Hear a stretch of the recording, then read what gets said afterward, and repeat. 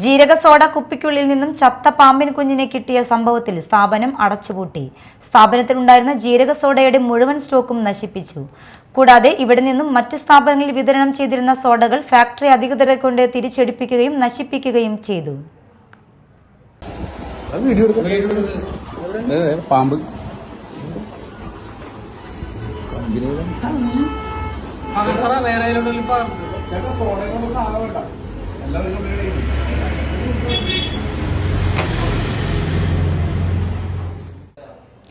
Konathukunnu മനക്കിപ്പടിയിലെ Indian fast food എന്ന തട്ടുകടയിൽ നിന്ന് ചെറായി സ്വദേശി ഉണ്ണിയൻപുരയ്ക്കൽ വിഷ്ണുരാജ്, ആലുവ സ്വദേശി ഡിനൂസ് എന്നിവർ വാങ്ങിയ സോഡാ കുപ്പികളിൽ ഒന്നിൽ നിന്നാണ് കഴിഞ്ഞ ദിവസം പാമ്പിനെ കണ്ടത്.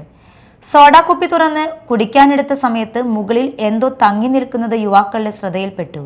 തുടർന്ന് നോക്കുമ്പോഴാണ് പാമ്പിൻ കുഞ്ഞാണെന്ന് മനസ്സിലായത്.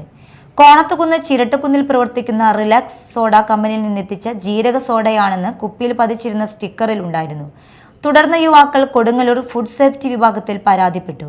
Food safety officer doctor M ബർഷാനയുടെ നേതൃത്വത്തിൽ സ്ഥാപനത്തിൽ പരിശോധന നടത്തി.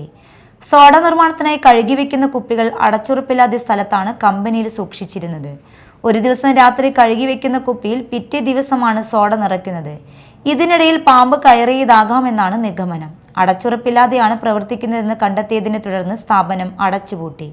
സ്ഥാപനത്തിലുണ്ടായിരുന്ന ജീരക സോഡയുടെ മുഴുവൻ സ്റ്റോക്കും നശിപ്പിച്ചു.